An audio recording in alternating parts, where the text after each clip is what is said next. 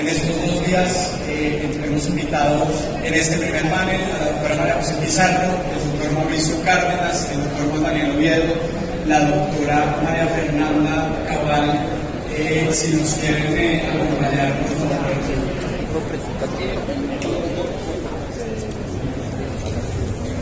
Y el doctor David Luna.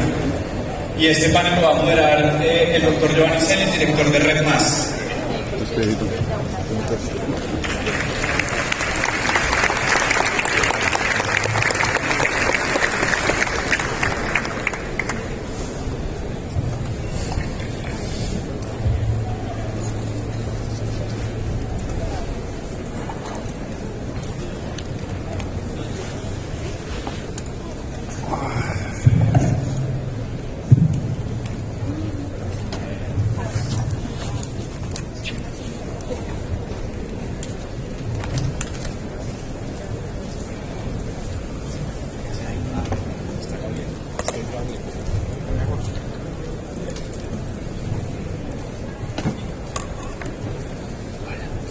Bueno, muy buenos días, muchas gracias. Son las 12:13. Muchas gracias a todos ustedes por acompañarnos a esta hora. Doctor Gabriel, muchísimas gracias. Vamos a iniciar con este panel con los precandidatos presidenciales. Hombre, aquí la idea es que usted escuche de viva voz a los precandidatos. Como yo siempre lo digo ya en el noticiero, que usted mismo saque sus propias conclusiones, usted misma, y usted decida sobre lo que usted escuche, que nadie le diga, oiga, que no sé, que usted mismo escuche. Este ejercicio democrático está destinado a eso. Doctor Juan Daniel, buenas tardes y bienvenido. Muy buenas tardes, Giovanni, muy contento de estar acompañándonos aquí. Doctora María Fernanda, bienvenida, es un gusto verla de nuevo. Hola, es que no tengo micrófono. Bueno, allá tiene el micrófono, le facilitamos un micrófono que se lo facilitó el doctor Luna. Bueno, ya empezamos a compartir, vea, doctor Luna, bienvenido. Giovanni, muchas gracias, un saludo muy especial para todos y a la Junta y a Gabriel, gracias por este espacio democrático que construyeron. Doctora María José, bienvenida. Muchas gracias, un saludo para todos, muy feliz de estar en este espacio de conversación y un saludo a Gabriel, mi compañero en la Cámara de Representantes. Doctor Mauricio, bienvenido.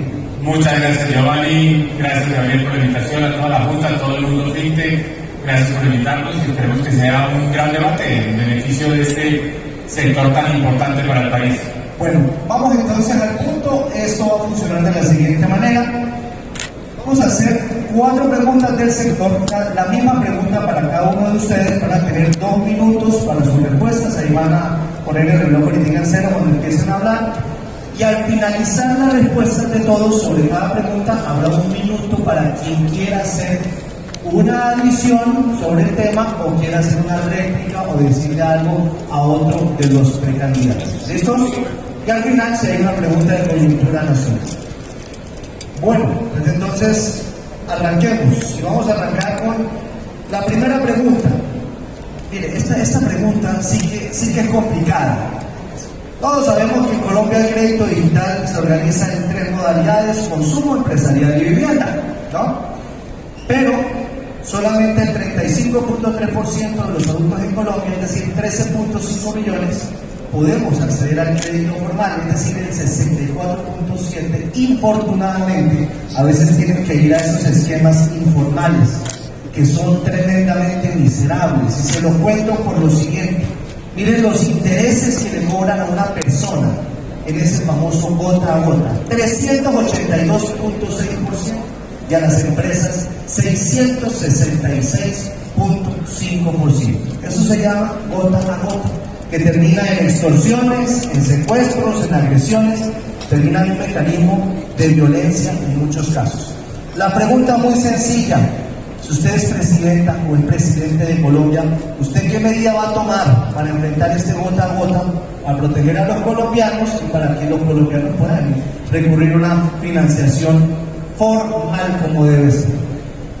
Doctor Juan Daniel, ¿arranquemos por acá?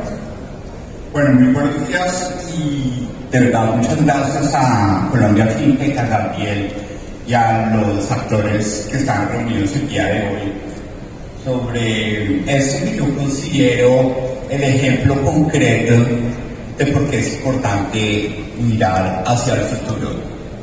Ustedes son los aliados fundamentales para que ese tsunami del que hablaba Gabriel haga visible lo invisible.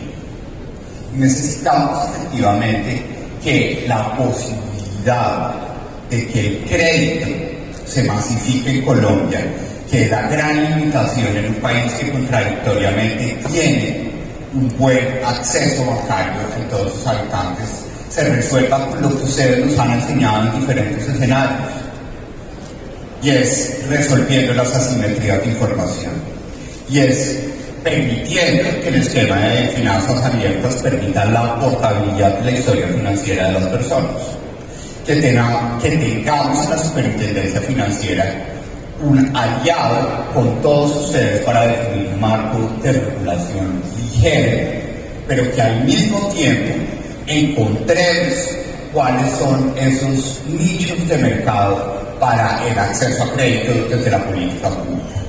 Y ustedes saben que en Colombia hay algo invisible de lo que muchos políticos en la historia del país no han querido hablar, y es la informalidad.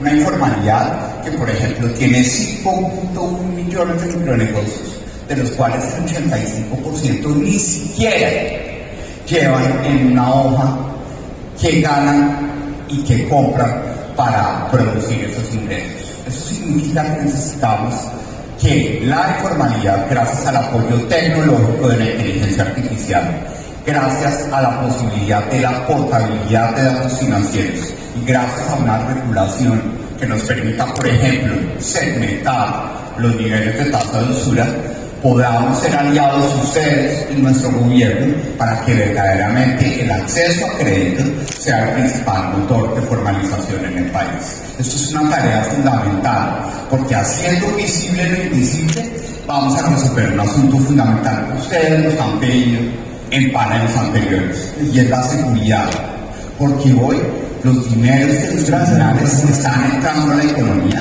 precisamente a través de esa informalidad. Muchas gracias. Gracias, doctor Maldonado.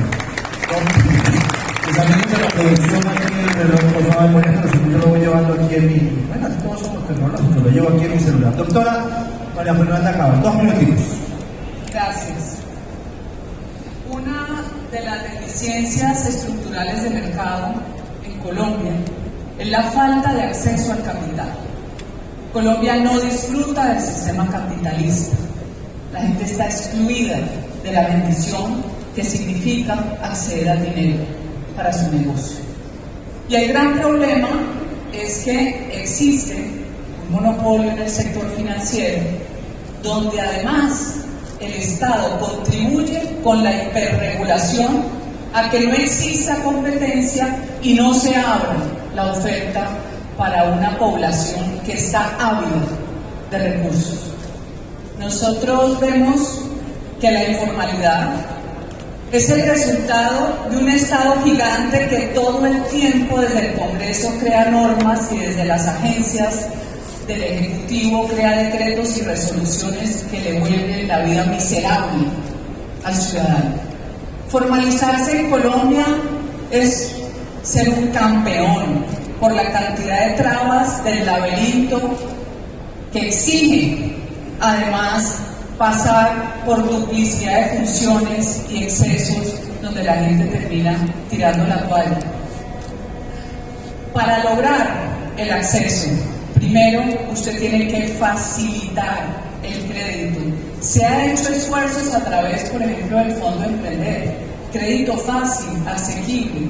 Se hizo a través del Banco Mundo Mujer, pero resulta que el sector financiero cobra no solamente unos costos de transacción altísimos que hacen que la gente no se bancarice, sino que adicionalmente al pobre le ponen el interés más alto porque genera más riesgo, o sea, fuera de alquilado no va a salir nunca adelante.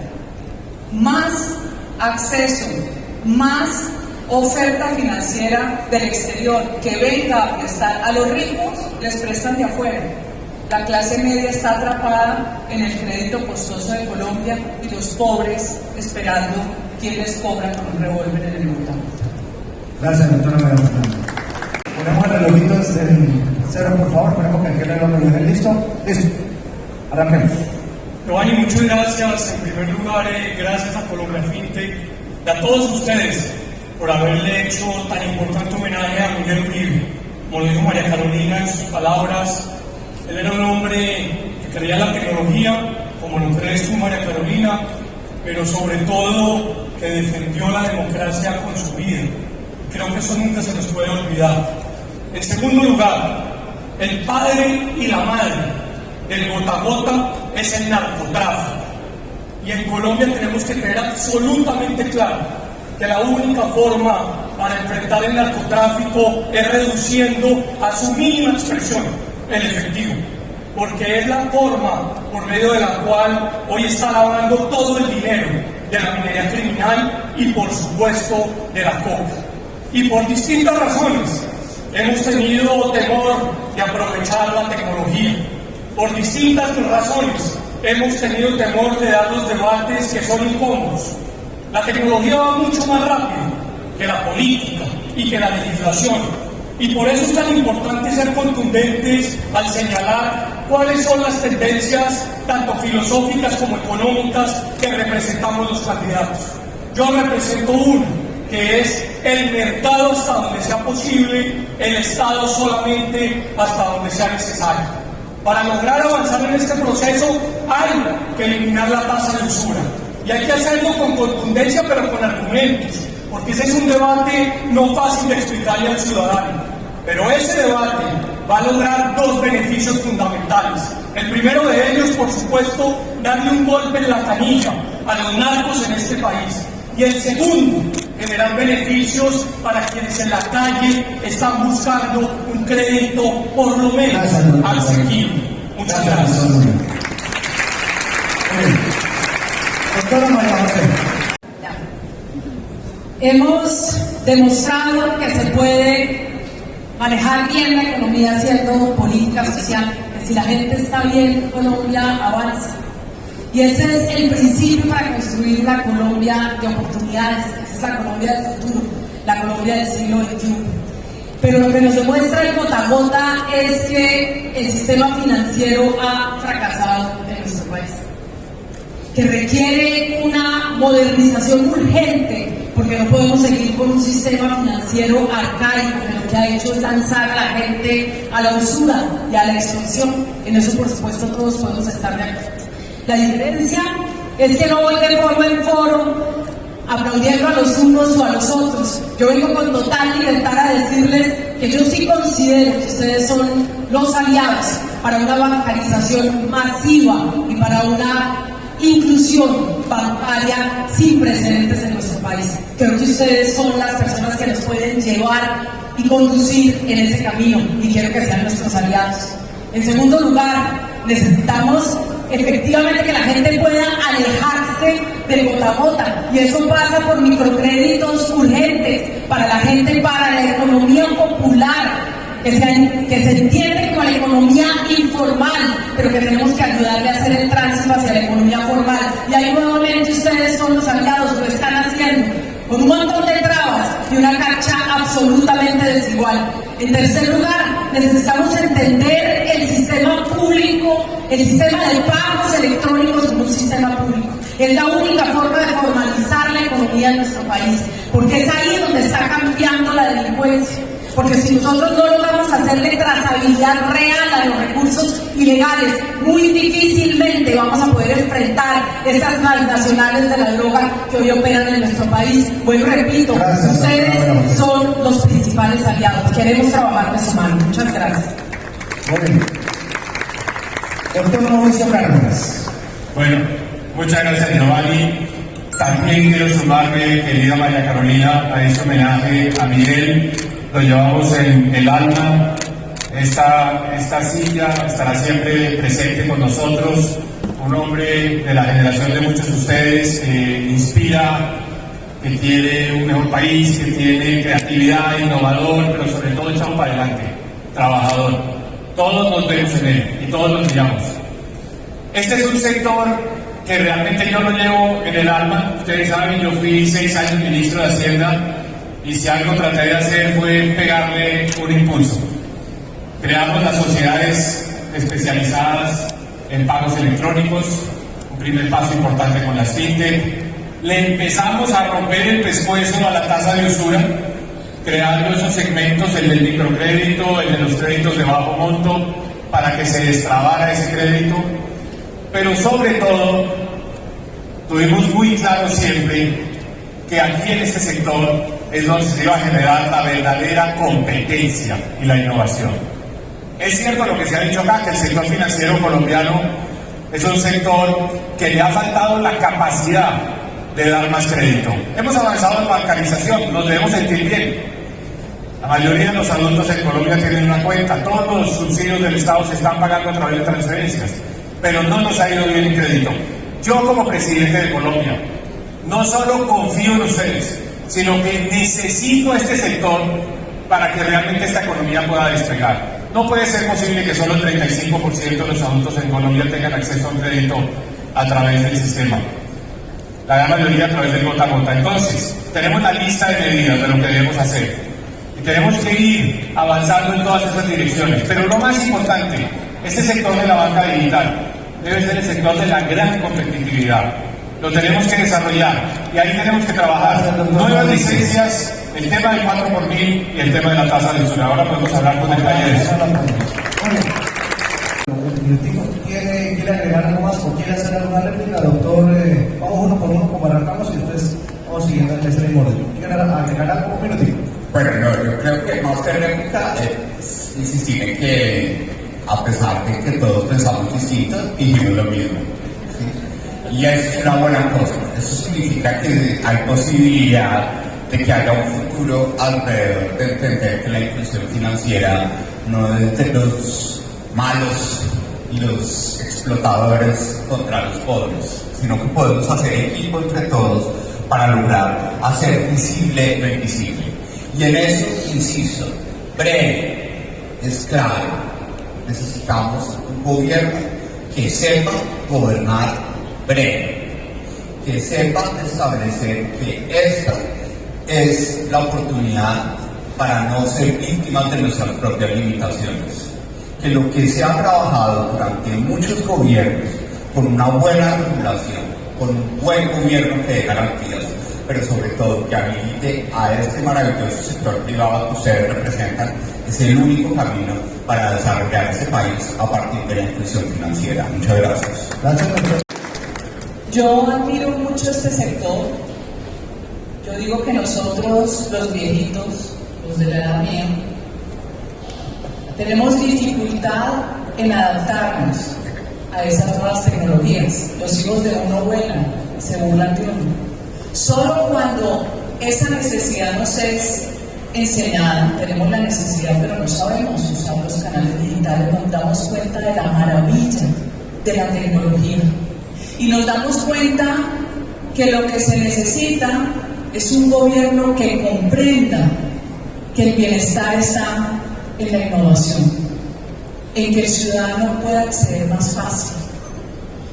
Eso se traduce en que tiene el gobierno y la clase política que permitir que sean ustedes los que diseñen la política pública y no seguir sometidos a una hiperregulación que los deja por fuera. Ustedes están ofreciendo las necesidades de un mercado que demanda más inclusión y más atención, sobre todo en el aspecto financiero. Doctor Donald, un minutito. Dos cosas rápidamente. La primera, no le dejen la política solo a los políticos. El debate de la tasa de usura es un debate fundamental, pero hay que darlo en la calle, explicándole a la gente cuáles son los beneficios, no solamente en escenarios sofisticados. Y es muy importante darlo con argumentos, pero también entendiendo por qué razón la gente le tiene temor a ese cambio regulatorio. Cuando usted recorre los barrios que más dificultades tienen en el país, la gente no le pide subsidio, la gente lo que le pide es crédito digno, con tasas asequibles para poder progresar como familia. Tenemos que ponernos en los pies de la gente que hoy no tiene cómo acceder a un crédito literalmente para comprar un medicamento. Y todos lo tenemos que hacer, porque va a ser la única forma de poder doblegar, vuelvo e insisto, a los principales defensores de la tasa de usura, que en este momento son el narcotráfico. Gracias, doctor Luna. Doctora María José. Regresar al pasado, ni como país, ni como proyecto político. No queremos regresar a esta lógica donde la cancha siempre es desigual y ustedes son los que sufren las consecuencias.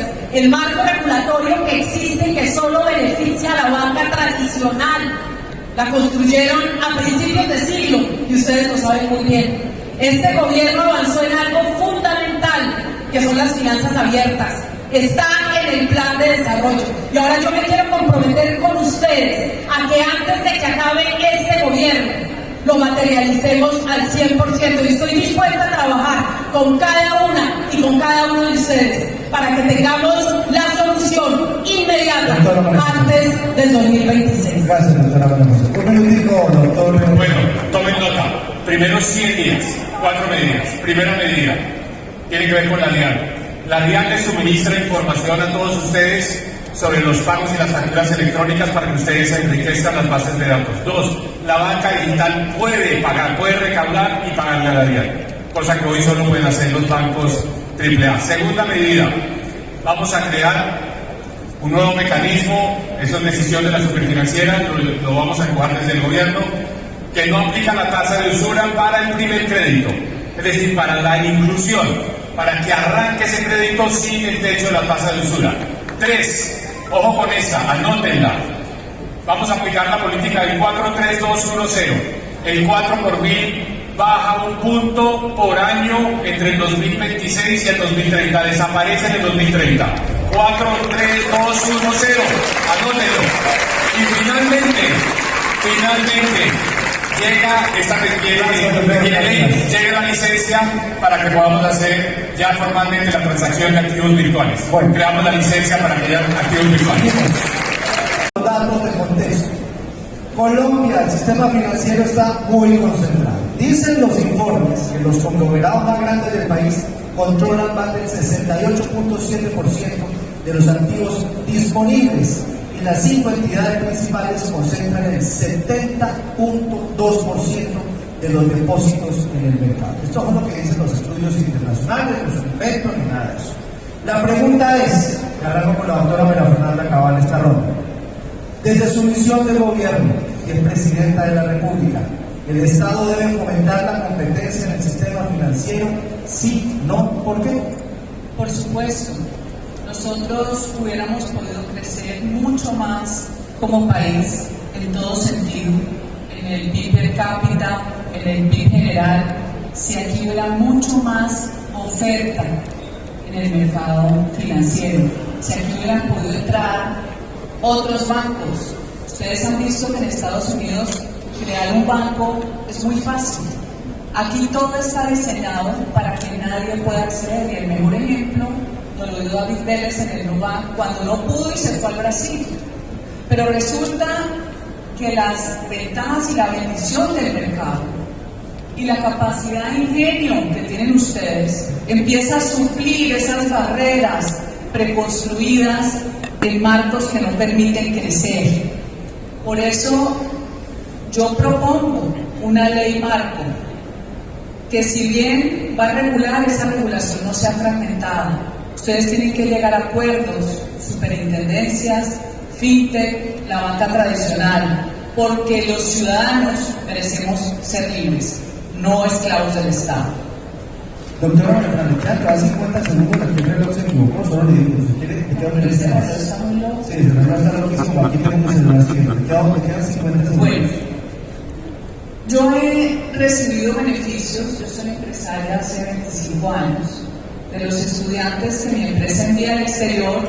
Somos usuarios de una tarjeta litio. Eso fue la bendición para estos pelados que reciben su pago en dólares y después pueden hacer uso en cualquier cajero.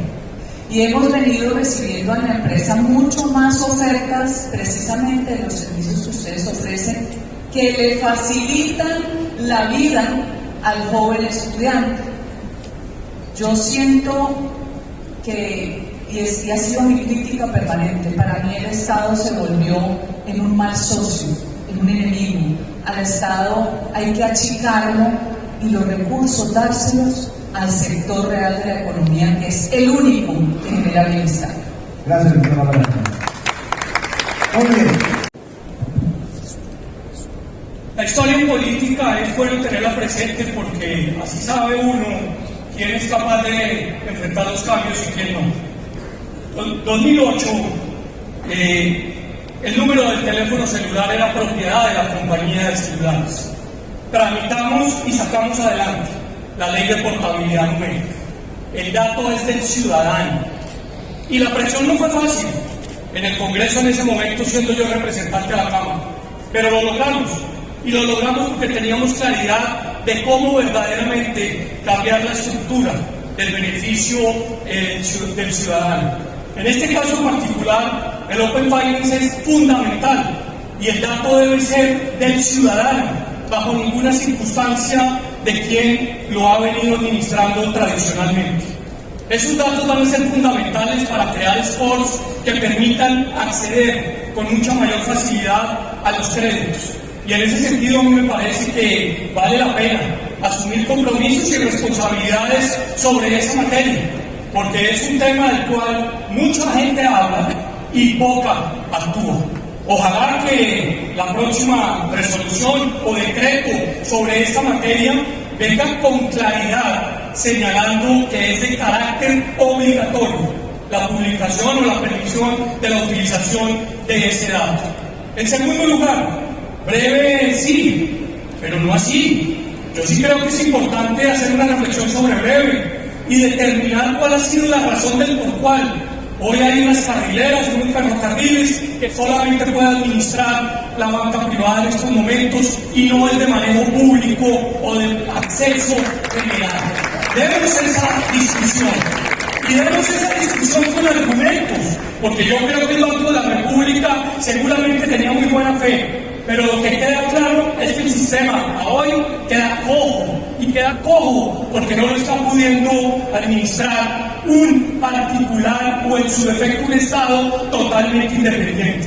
Termino con esto. Ser juez y parte no es lógico en un sistema donde el beneficiario tiene que ser el ciudadano. Muchas gracias. Sistema financiero. Lo primero, como les decía hace un momento, es que tenemos que democratizar el sistema financiero de nuestro país. No puede ser, por un lado, las ganancias del mercado se queden siempre en un mismo lugar, mientras por el otro lado tenemos una competencia completamente desleal. Esa no es la Colombia del siglo XXI, esa es la Colombia del pasado. Aquí van a venir a decirles todo lo que quieren escuchar, pero que fueron incapaces de hacer durante años en los gobiernos. Este gobierno, como lo decíamos, este gobierno fue el que incorporó en su ley las finanzas abiertas. Tenemos que hacerlo realidad y por eso el compromiso que les decía hace un momento. Pero quienes escribieron las normas que desequilibraron la cancha son precisamente los gobiernos del pasado, por una sencilla razón, porque hay puertas giratorias. Lo hablábamos hace un momento con mi banco. Me decía, claro, cuando llegó el momento de incorporar ese artículo en el Plan Nacional de Desarrollo, no salió del Plan Nacional de Desarrollo porque no había quien llamar. Es decir, que nosotros podemos actuar de manera libre con ustedes. Claro que queremos regulación y queremos un mercado, una regulación ágil, clara, transparente, que equilibre la cancha, pero que elimine esas puertas giratorias. En segundo lugar, queremos un regulador que conozca la tecnología, que conozca los desarrollos tecnológicos, que no le suene al chino, que sea una persona que entienda el marco regulatorio del siglo XXI. Y en tercer lugar, necesitamos, por supuesto, que de su mano nosotros logremos no solamente democratizar el sistema financiero, que eso implica que pueda ser accesible para todas y para todos. Gracias, doctor. María José. Doctor Mauricio, ¿cómo tengo que poner el reloj? Bueno, sin ánimo vaya usted, si hay algo de echar vainas acá. Bien por la ley de finanzas abiertas, pero ¿por qué lo llama el ministro de Hacienda o el superintendente financiero? Porque no la han reglamentado. Hay que reglamentarla. Entonces, ¿qué pasa? Hoy, si yo soy usuario de un banco y algunos de ustedes de banca digital va a pedir información allá, no se la dan. No se la dan y ustedes la necesitan para saber realmente cuál es el riesgo de Mauricio Cárdenas. Pero en fin, eso es simplemente para pegarle un poquito de empujón al gobierno antes de que termine, porque se les está acabando el tiempo. Marley, piensen en Marley. Algunos de ustedes, por favor, hagan un programa que se llama Marley. Marley es una señora que nació en Popayán. Hace 2 años se fue a trabajar a Cali por falta de oportunidades. Vende mangos en una carreta a la entrada del cable que va para Siloé. Vayan a verla. María Fernanda, tienes que ir a hablar con Marley.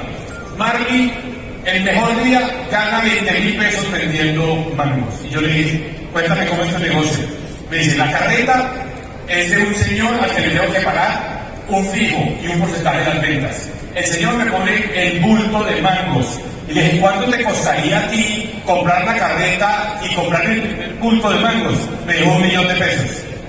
Pero no tengo dónde conseguirlos. Aquí está, Bol le puede poner a ella para que paguen digitalmente los clientes. Solamente menciono porque estuve esta mañana. Revolut, no, le pueden prestar 1.000.000 de pesos a Marley. Y con eso Marley se libera de ese señor que le cobra todos los días por la carreta y por el bulto de mangos. Y sale de la pobreza, pero sobre todo sale del hambre, porque Marley me dijo, llorando, se los juro, llorando, que solo podía hacer una comida al día. Y salió de la pobreza, para ella es tener 1.000.000 de pesos para comprar su carreta y su primer bulto. Eso es todo. Y tenemos cómo hacerlo, ustedes y nosotros, desde el gobierno y ustedes desde el sector. Lo podemos hacer. Muy bien. Doctor Fernández. De acuerdo, que no solo aquí, sino en todo el país. Pero estoy convencido que la promoción de competencia en la forma como ustedes garantizan créditos, seguros y hacen intermediación financiera es estimulando la demanda, ¿sí? Para que ustedes puedan llegar. Y ahí Roberto hizo una presentación previamente y es la usabilidad. Es fundamental la usabilidad. Y esto requiere también alfabetización. Requiere que la gente entienda cómo funciona esto.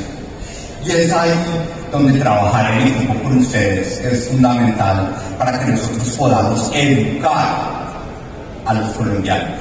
¿Sí? Porque de 5.1 millones de micronegocios que existen en Colombia, aproximadamente el 40% no acceden a crédito porque creen que no lo necesitan, o simplemente se financian con sus ahorros personales, o no hemos logrado que el sector inmobiliario, que pesa el 8% del PIB, tenga una forma como la que vimos aquí en AVI, y una tokenización de activos inmobiliarios que nos permita tener liquidez y crédito de todo lo que nosotros soñamos tener en Colombia, que todavía es una vivienda.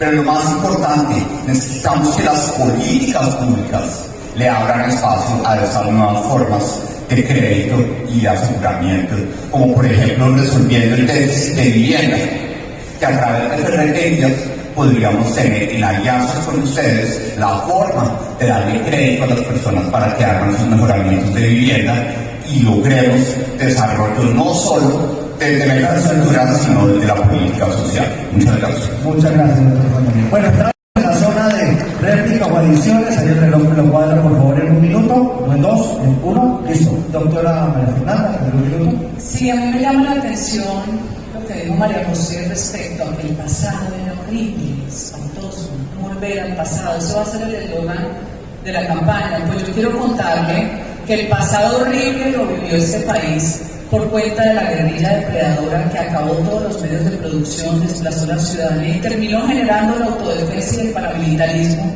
hasta el 2002 con 30.000 muertos años. Es el pasado que no queremos recordar y que se puede volver a repetir por cuenta del acuerdo de La Habana de Juan Manuel Santos y de las mesas de diálogo de la paz, COCAL, no total. Es una tragedia. Si ustedes analizan los mejores resultados económicos de la historia de estas últimas décadas, es la época de Álvaro Uribe Vélez del 2002 al 2010. El ingreso per cápita casi se triplica, 2.6, porque nos dio seguridad y porque adelgazó un Estado gigante que hoy este gobierno, el suyo, María José, Gracias. Pedro, ha creado, para que ustedes lo sepan, ya termino, 320.000 empleos burocráticos, cargos Gracias, burocráticos, Gracias. por 14 millones de pesos. Gracias. ¿Eso es democratización? No. Doctor Luna, un minutito. Bueno, quiero insistir en la necesidad técnica de entender por qué razón los datos deben ser protegidos y puestos siempre en determinación en manos del ciudadano, en manos de la persona propietaria de esos datos. Y vuelvo e insisto, el plan de desarrollo del cual se habla acá será seguramente reglamentado en Open Finance en pocos días. Es muy importante saber si ese decreto, resolución circular, va a decir que es de carácter obligatorio o no el compartimiento de los mismos. De lo contrario, es un saludo a la bandera. Y en ese sentido hay que tener absolutamente claro, insisto, en que eso es lo que va a permitir el acceso a las personas que hoy están luchando contra ese famoso votamoto, que es el que los tiene contra las cuerdas y que es el que los tiene literalmente amenazados por el narcotráfico. Gracias, doctor Luna. Doctora María José, un minutito. Pero creo que me corresponde responder. Por lo menos ponerlo en un artículo del Plan Nacional de Desarrollo ya es un avance, cosa muy distinta a los 200 años o a los 30, 100, 40, inclusive acercándonos a los gobiernos en los que, por ejemplo, usted estuvo, doctor Cárdenas, que ayudaron a construir un marco regulatorio que nos mantiene a ustedes en una competencia que es absolutamente inequitativa. Esa es la realidad. Yo, claro, que quiero conocer y he conocido a muchas mujeres, no solamente que sobreviven vendiendo mango biche, empanada, que no pueden acceder al más mínimo crédito, y que ustedes han querido y les ofrecen cotidianamente acceso a ese crédito, pero que podrían hacerlo mucho mejor sin un marco regulatorio arcaico. Doctor Cárdenas. Bueno, si no hubiéramos creado ese marco regulatorio, esta industria no existiría. Así de sencillo. O sea, tenemos esto. Pero la verdad es que lo nuestro es construir sobre lo construido, avanzar, seguir avanzando. Faltan cosas y las tenemos que hacer, obviamente. Yo quiero tal vez también corregir a María Fernanda sobre este tema de los resultados económicos. ¿Qué es lo más importante para una industria como esta? La calificación de riesgo crediticio. ¿Quién logró la máxima calificación que ha tenido la deuda soberana colombiana en toda la historia? En mi época como ministro de Hacienda, BBB, así de sencillo. 2. La máxima tasa de inversión, 24% del Producto Interno Bruto. Hoy está en 16% del Producto Interno Bruto. Entonces, bueno, esos son los resultados. La verdad, yo no estoy basando mi campaña presidencial en que yo hice tal cosa y que la época en que fue mejor. No, estoy pensando en el futuro. Y hacia el futuro lo que necesitamos es eso, así de sencillo. Gracias. Este país tiene que desterrar el uso del efectivo. Tenemos que salir de Gracias, ese doctor mundo. Cárdenas. Esa es la meta. Doctor Fernández, replicar un minutico. Muchas gracias. Yo creo que para complementar lo que se ha dicho aquí en el panel, insisto en algo que menciona Mauricio, y es: debemos tener una meta concreta alrededor del uso de efectivo.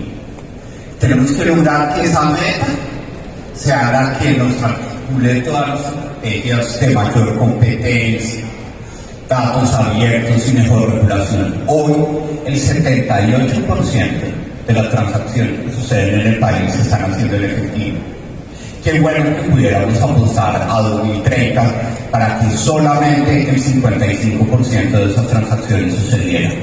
Eso se hace de forma mucho más razonable y factible con la reglamentación de las exenciones de cuentas del 4x1000, porque él es un camino muy duro en materia fiscal y tributaria que difícilmente va a reducir impuestos en el país. Entonces necesitamos que la meta de reducción de uso de efectivo sea la que creativamente nos permita articular las soluciones que queremos para que esto sea una realidad.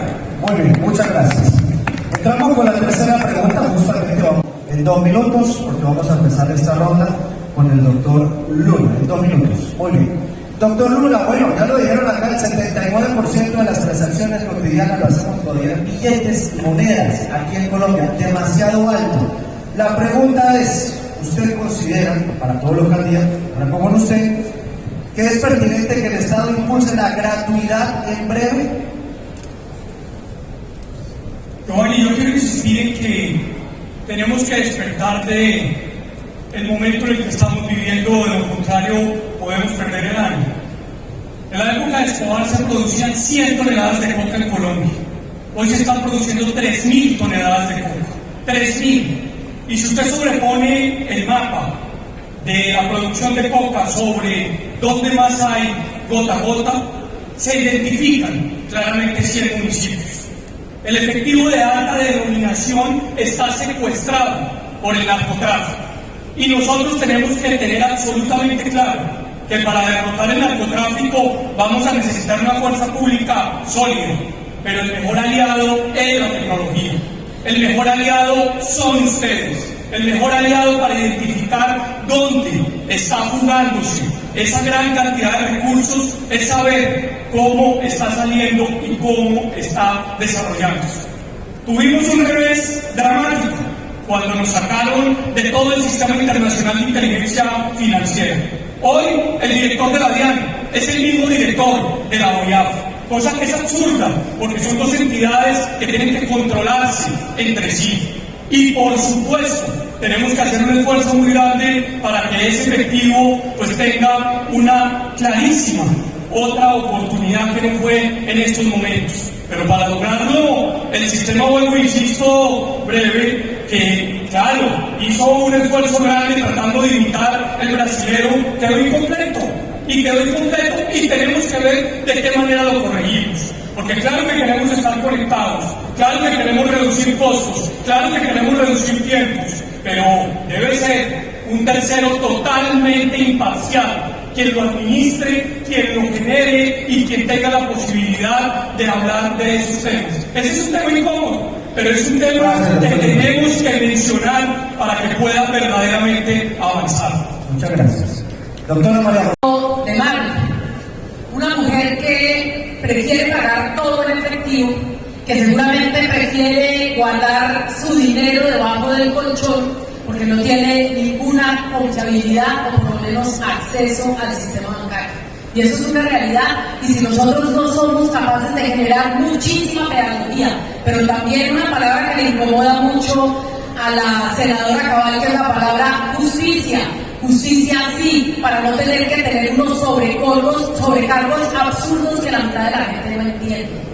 Que cada vez que ve la cuenta bancaria, el que puede ver la cuenta bancaria no entiende un montón de retenciones o de descuentos en rojo, a la cual no vas a ver nunca por qué le están quitando tanto dinero.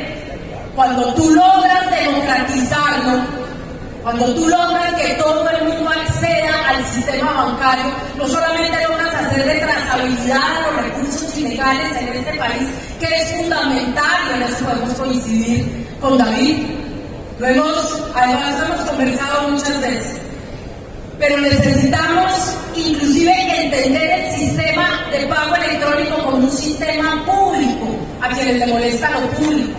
Porque la única forma de avanzar, de hacer de trazabilidad, de lograr que la gente se incorpore al mercado, que construya un historial financiero, por eso la señora no puede acceder al crédito, porque no tiene historia financiera, porque además lo que tenemos, vuelvo y repito, son unas puertas giratorias que solo benefician a un sector que es la banca tradicional, que de una vez les digo no me financia, y muy seguramente no me quiere. Pero si nosotros continuamos y vamos a continuar Y vamos a continuar. No solamente ustedes van a ver una izquierda más moderna, dialogante, que escucha, sino que además es capaz de sentarse en la misma mesa a construir con ustedes. Doctor Cárdenas. Bueno, ahora sí no voy a pelear con nadie. Más bien voy a seguir hablando de Marley. ¿Por qué Marley recibe los 6.000 pesos por cada vasito de mango en efectivo y no con tarjeta? Porque si fuera con tarjeta, le quitaban 5% de retención en la fuente. Lo primero que hay que hacer es decir, para digitalizar, para acabar con el efectivo, pues démosle prioridad a eso y después se formaliza la economía, pero digitalicemos primero. Entonces, no retenciones a la fuente en pagos hechos con tarjeta. Eso es muy importante. Si no, no vamos a digitalizar. 2, multipliquemos ese problema y llevémoslo. David tiene razón, el narcotráfico. Hoy hay un boom de consumo en Colombia. No nos equivoquemos, hay un auge de consumo. Y es producto de ese dinero de la droga. Eso es lo que tiene estimulada la economía. Eso tiene mucho que ver, María José, con la paz total. Esa es la razón por el crecimiento desbordado del narcotráfico. ¿Qué tenemos que hacer? Para realmente combatir el narcotráfico tenemos que seguirle el paso a la plata. Y no lo vamos a hacer si se maneja en efectivo. Por eso tenemos que acabar con el efectivo en Colombia. Es la forma también de acabar con la criminalidad, la delincuencia, la ilegalidad, la informalidad. ¿Y cómo se hace esto? Haciendo que todos los pagos en Colombia se puedan hacer digitalmente. Es lo más importante. Estimulando el uso de los pagos electrónicos. ¿Y qué viene de la mano de eso? Que queda la trazabilidad, queda la información para darle crédito a los colombianos. Por eso es tan importante acabar con el uso del efectivo. La política del 4x1000, que pasaría a ser 43210, es parte fundamental de ese proceso. Vamos con esa cruzada, acabar, bajar el uso del efectivo en Colombia, y eso nos va a ayudar enormemente a combatir el narcotráfico. Muchas gracias. Respondiendo la pregunta, sin que nadie haya querido responderla. Sí, breve, tiene que ser gratis. ¿Sí? Ya lo aprendimos de Brasil. ¿Sí? Y PIX dejó claro que la gratuidad es una herramienta fundamental para garantizar que el costo de oportunidad de asumir este riesgo de usar la tecnología para acceder al crédito, para permitir transacciones poco estructuradas como las que mencionan diferentes miembros de este panel, es fundamental. Pero necesitamos que además de esa gratuidad haya una centralización de esos sistemas de compensación y que sepamos que esa centralización es neutral y que permite generar información que enriquece la información financiera de las personas. Porque sí, necesitamos hacer visible lo invisible. Necesitamos que si, por ejemplo, aquí en Barranquilla, la venta de fritos, el transporte informal y las peluquerías, que son las actividades más frecuentes en la informalidad, podamos ver qué están vendiendo y qué están gastando esas unidades económicas para saber cómo vamos a llegar con el crédito que ustedes están dispuestos a ofrecer. Pero lo último, necesitamos que además de que breve sea gratis, todas las herramientas de inteligencia artificial, como por ejemplo aquellas que permiten transformar la voz en sistemas de registros contables, sean necesarios, porque hoy el 85% de los micronegocios del país no llevan ni los ingresos ni los costos en una hoja de papel porque no lo consideran necesario. Entonces necesitamos gratuidad de breve, gobernanza, centralización de pagos y más tecnología para la informalidad. Gracias, doctor Martín. El 57% del sector rural no tiene conectividad.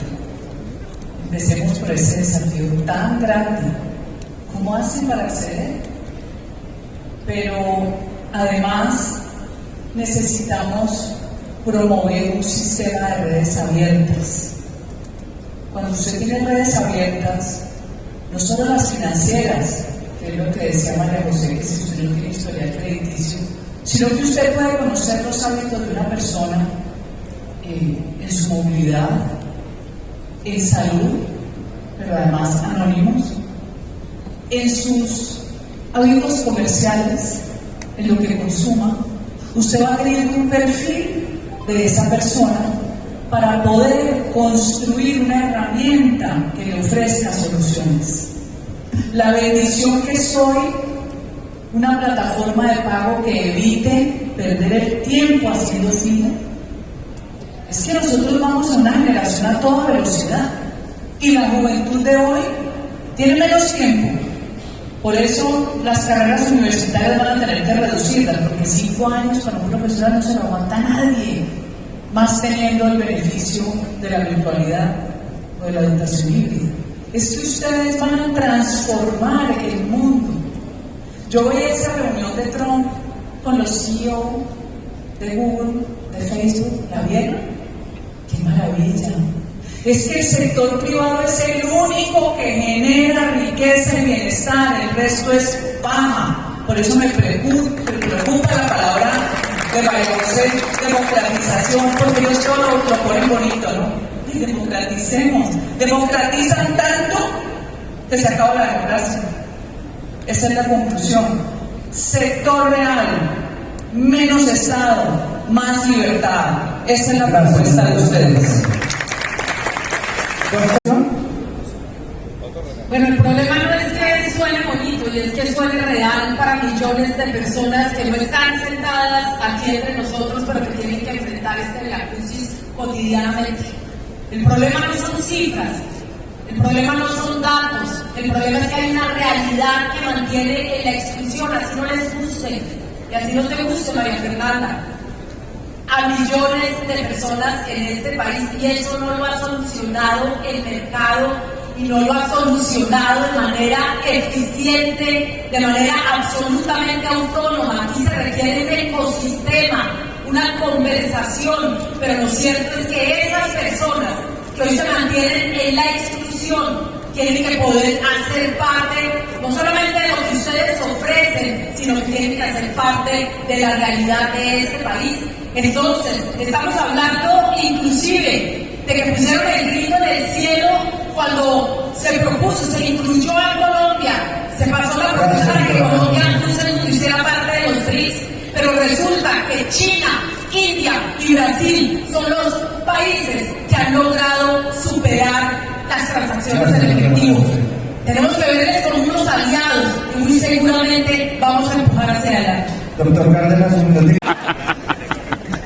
Yo lancé un programa económico que se llama Mega 2040, de la mano del profesor Luis Guillermo Vélez, economista libertario, donde demostramos cuál es el problema de Colombia, que se llama dualidad económica. Hay personas muy ricas con mucho bienestar y hay pobreza extrema.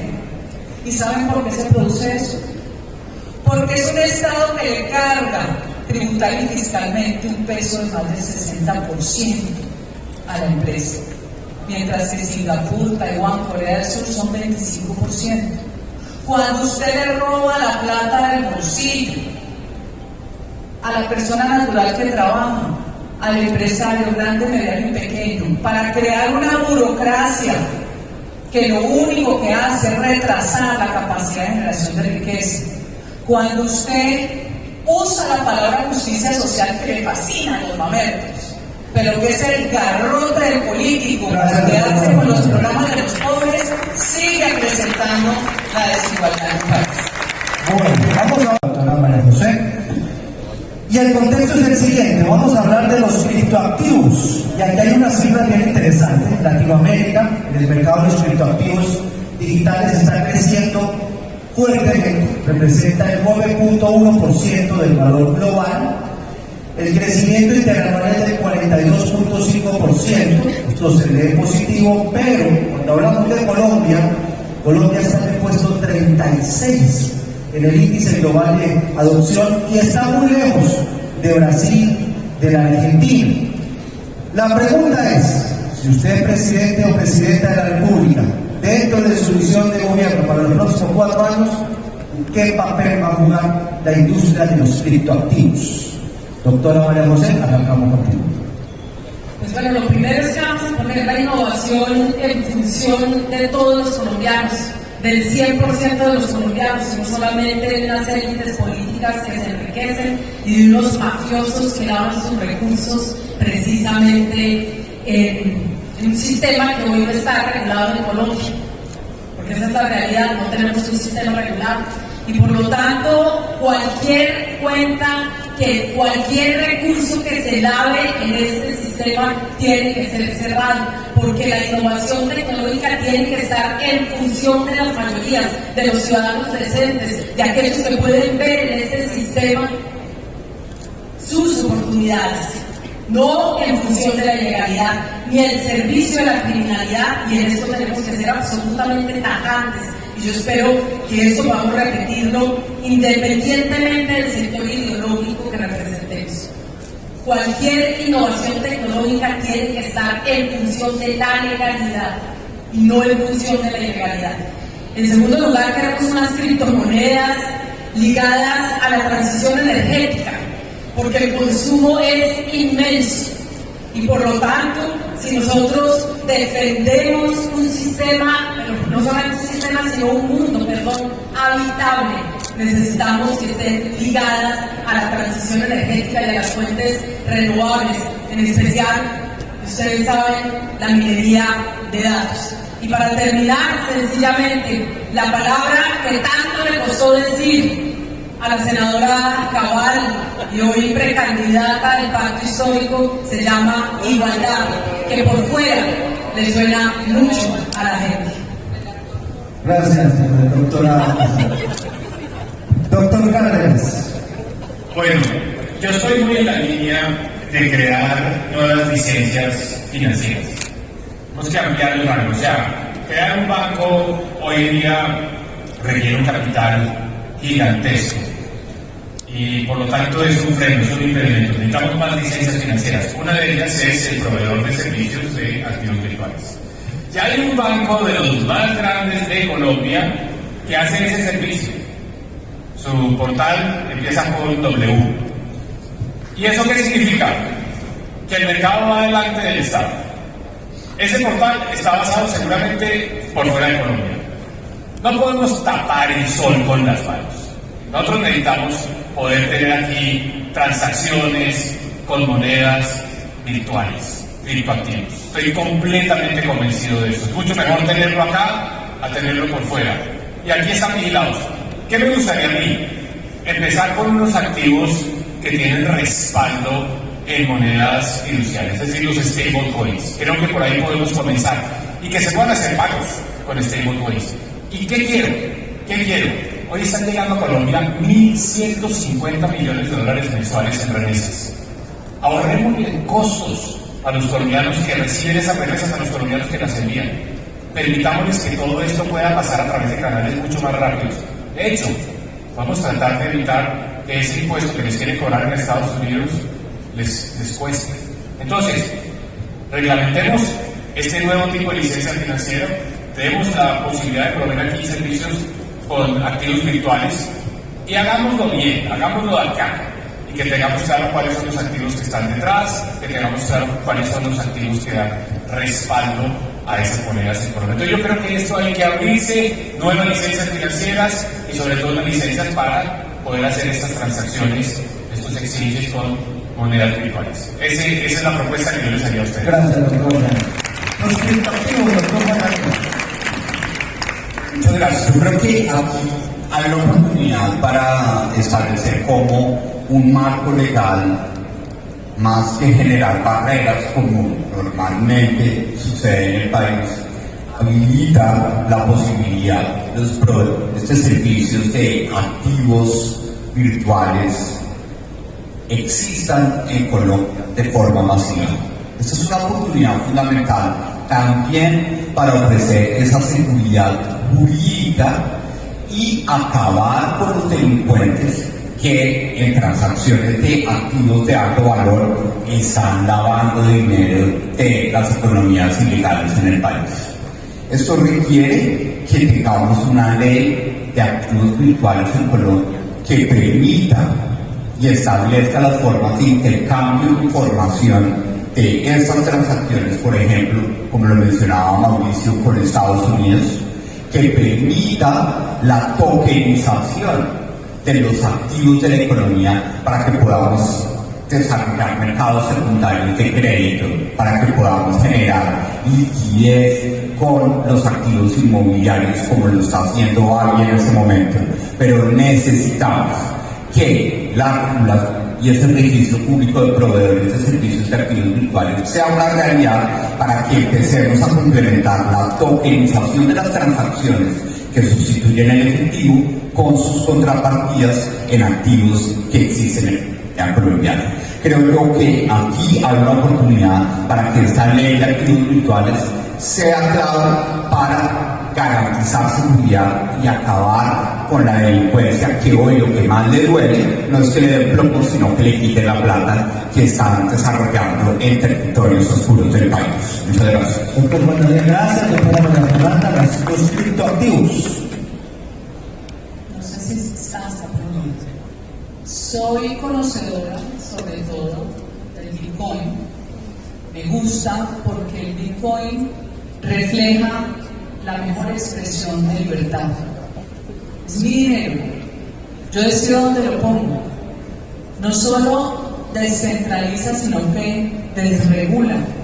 Me quita ese jefe imaginario que está por encima, sabiendo todo lo que yo consumo, gasto, hago. Me gusta que además ya haya mucho más conciencia de ese nuevo método que se puede utilizar para el ahorro, para las transacciones.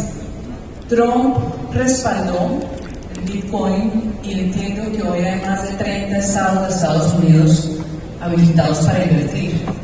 ¿Por qué no lo hacemos aquí? ¿Por qué no realizamos una mesa técnica con los expertos en Bitcoin para elaborar la política pública? Que los bonos de deuda pública que estén próximos a vencerse se puedan invertir en Bitcoin. ¿Por qué tenemos que esperar a tomar decisiones cuando quedamos rezagados? Hemos visto que su respaldo está en la confiabilidad,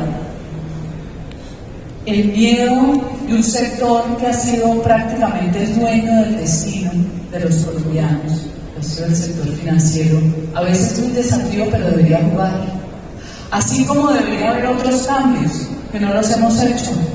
Los tiene Perú, los tiene Chile, que es una reforma monetaria virtuosa donde usted pueda tener cuenta en dólares, en euros, en lo que usted necesite transar según su negocio para evitarse la fluctuación de la tasa representativa del mercado. Respaldo, el Bitcoin es la que más conozco, me parece que es una forma nueva de libertad. Doctor Luna, los criptoactivos. Oiga, Giovanni, ¿por qué algunos le tienen tanto susto al blockchain? Porque es uno de los principales enemigos de la corrupción. Y obviamente los políticos, algunos de ellos financiados por el narcotráfico y otros financiados por las coimas, pues saben perfectamente que si le metemos una doble dosis de blockchain al gobierno y al Estado, se les va a acabar parte de su negocio. Entonces, en ese sentido, yo sí creo que hay que tomar decisiones con contundencia. Y eso hace parte, por supuesto, de lo que debe modernizar al Estado. Insisto en dos principios. La tecnología va más rápido que la política y la tecnología va más rápido que la legislación. Pero dos, el mercado hasta donde sea posible, el Estado hasta donde sea necesario. Segundo, los criptos no pueden seguir siendo vistos como un enemigo, sino por el contrario deben ser la mejor herramienta para la democratización y para algo que creo yo es fundamental y es pro mercado. Y en ese sentido, pues hay que tomar decisiones de la mano de regulaciones que sean no solo sensatas, sino obviamente producto de muchos sandbox donde podemos discutir y donde podemos construir. Yo estoy totalmente de acuerdo con Mauricio Cárdenas cuando dice hay que ver con una lupa lo que está pasando con remesas en Colombia, en gran medida, porque las remesas responden a una gran cantidad de talentos, casi muchos de ellos jóvenes que han venido dejando el país y que hoy ven en su trabajo el sustento de sus familias. con unos porcentajes altísimos que podrían ser disminuidos de manera efectiva en ese proceso. Así que yo estoy absolutamente convencido que esa reglamentación y esas regulaciones deben ser para los criptos y para la sociedad un avance claro en pro del mercado. Gracias, doctor Luna. Bueno, entramos a la zona de si hay réplica o no hay réplicas. Doctora María José, ¿tiene réplica? ¿Tendría un minutico? ¿Sí?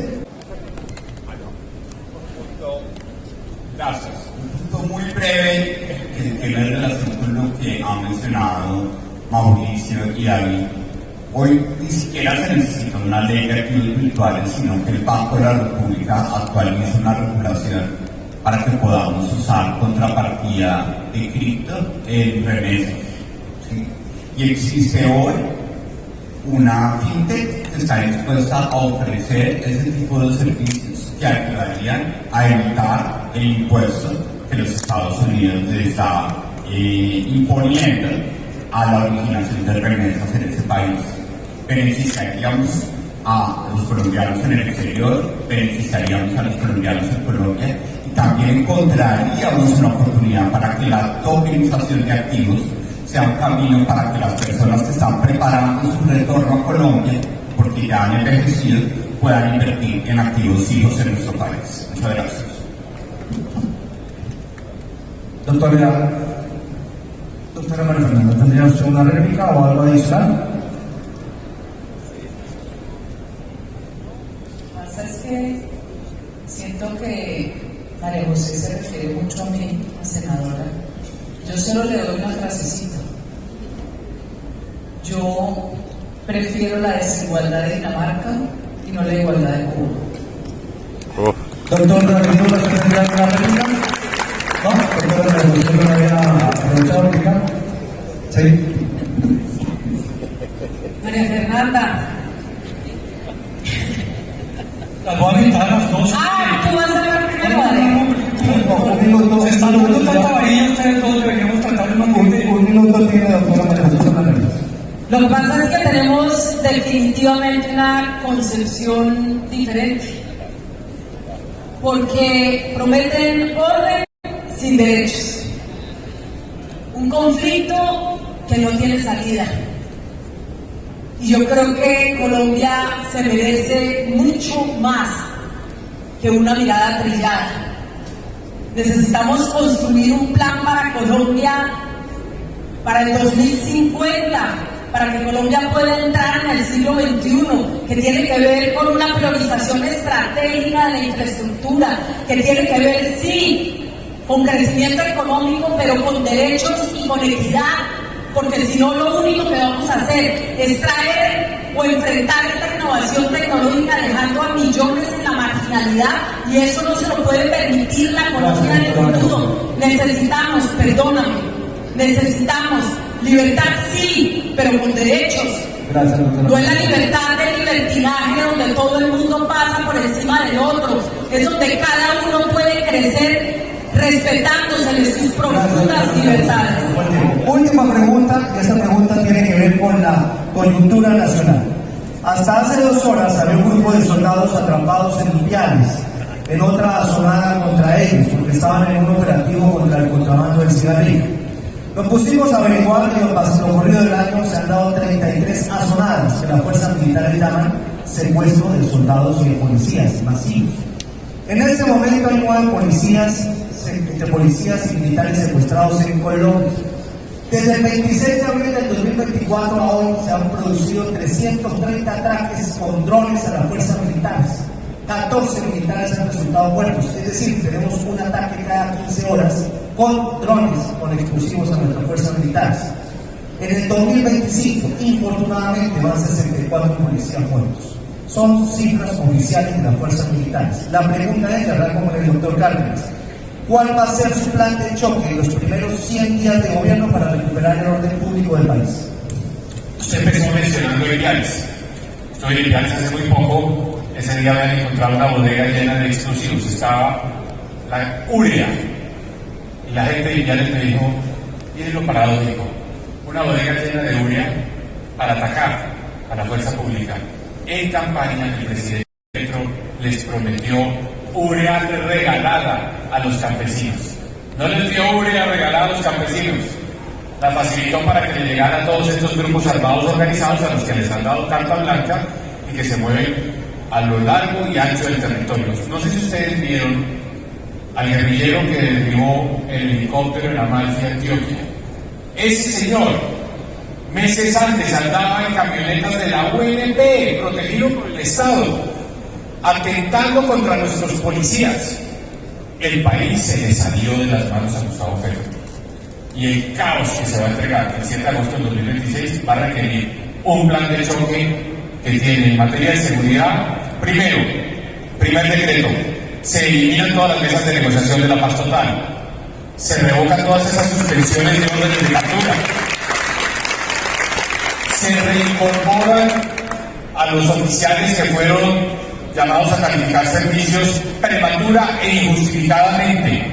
Y tercero, me voy a Washington a negociar Plan Colombia 2.0. ¿Para qué? Ojo, María José, lo digo sin ambigüedad, erradicar narcocultivos es lo que necesitamos en Colombia. Apoyo para la erradicación de los Estados Unidos va a ser fundamental. Gracias, doctor Cárdenas. Son 2 minutos, amigos del reloj, por favor, que ahí solamente me pusieron uno. ¿Me lo ajustan, por favor? ¿Estamos listos? Doctor Juan Daniel. Bueno, muchas gracias. Yo creo que este es un tema fundamental que reúne a todo el país en este momento, la seguridad.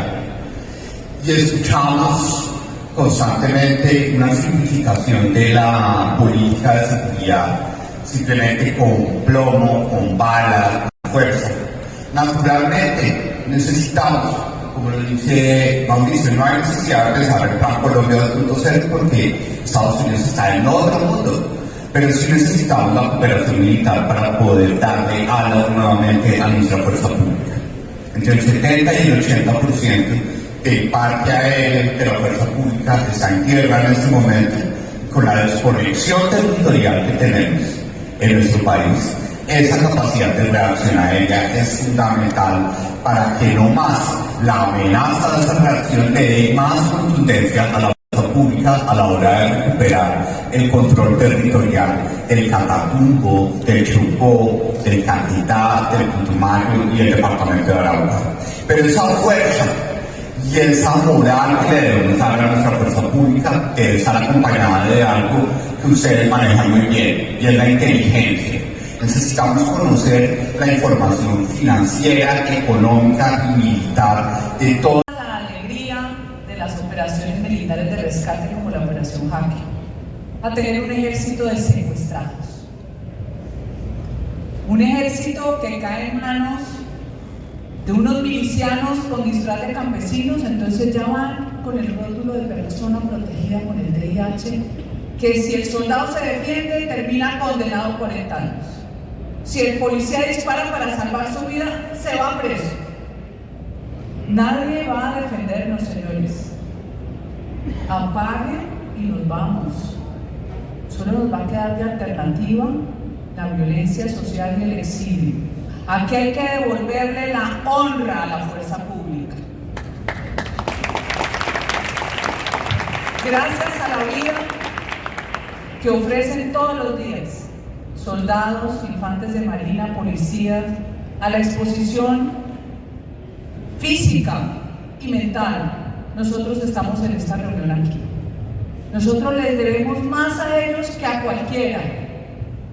Pero la izquierda se encargó de destruir la verdadera historia de Colombia y crear mitos y leyendas, de exaltar la barbarie.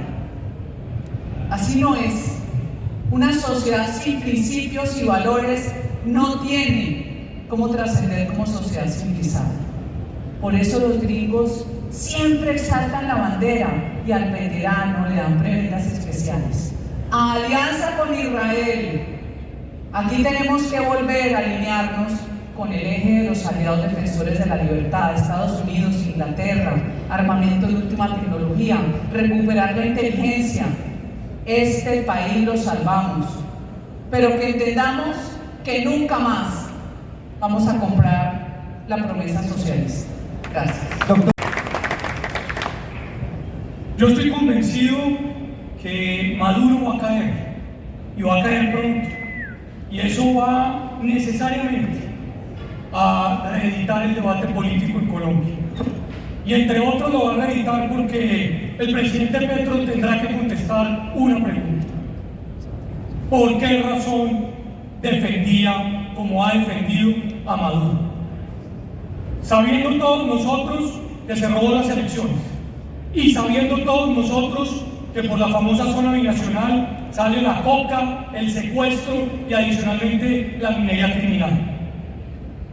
Esa va a ser una muy importante respuesta, porque o se está con el narcotráfico o se está contra el narcotráfico. Y yo creo que acá nos toca asumir posiciones a todos, arremangándonos las mangas, poniéndonos las botas y entendiendo que son ellos los que quieren doblegar la democracia en Colombia, que son ellos los que están golpeando no solamente a los que menos tienen y a los que más sufren, sino a los que están también defendiendo con ideas que la democracia debe perdurar. Y en ese sentido yo creo que hay que tomar posición. Claro, eso genera temor, pero nos toca mojarnos, porque si no nos mojamos perdemos el país.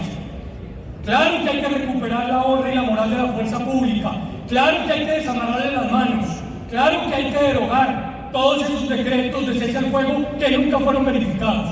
Pero ante todo, Giovanni, hay que defender la democracia del narcotráfico. Y le tenemos susto al narcotráfico porque lo vivimos en la década de Escobar y de los Rodríguez Orejuela. Pues bueno, hoy es multiplicado por 30. Y ese tipo de temas son los que no hablamos, son de los que no tocamos, son los que no decimos. Hay que despertar, porque de lo contrario, cuando levantemos la mirada, no tendremos país. Gracias, doctor. Efectivamente, necesitamos poner en paralelos distintos la política de paz y la política de seguridad que siempre hemos amalgamado. Una cosa es la política de paz en un país que tiene 60 años de conflicto armado. Todos los gobiernos, incluido el gobierno de Álvaro Uribe Vélez, tuvieron una política de paz. En algunos casos un poco más exitosa, en otros un poco más fracasada. Pero en un país en guerra como el nuestro, una política de paz es fundamental. Ahora tenemos que construir cuál es la política de paz que requiere Colombia para los tiempos que estamos viviendo hoy. Y por el otro lado tiene que ir en una política de seguridad, pero una política de seguridad que nos permita combatir con éxito las transnacionales de la droga. Yo estoy de acuerdo, Juan Daniel, se requiere muchísima más inteligencia, pero no solamente financiera, también humana, que no ponga en el centro a las poblaciones, que proteja la vida comunitaria de este país, que es fundamental. Ahora entonces todos los campesinos de Colombia son criminales. Entonces no se puede respetar el más mínimo derecho internacional humanitario en un país que se desangra. No, me perdonan, inteligencia, y por supuesto que hay que desplegar el pie de fuerza, pero no es militarización per se, es militarización también para proteger y para cuidar a la gente de Colombia. No es para fomentar el despojo, no es para reciclar la violencia y reciclarla cada vez que fracasa un proceso de paz en este país. Y necesitamos cooperación internacional fundamental, porque tenemos que entender cómo funcionan los flujos de los recursos ilegales en nuestro país, porque tenemos que entender cómo opera la mafia albanesa y las mafias mexicanas y las mafias internacionales en Colombia, pero no es para poner de carne de cañón nuevamente a la gente de Colombia. Muchas gracias, doctora García. Bueno, terminamos. Son los precandidatos presidenciales. Mañana vamos a tener otra ronda con los precandidatos. Doctor Juan Daniel, gracias, doctora Ana Fernanda, doctor Luna.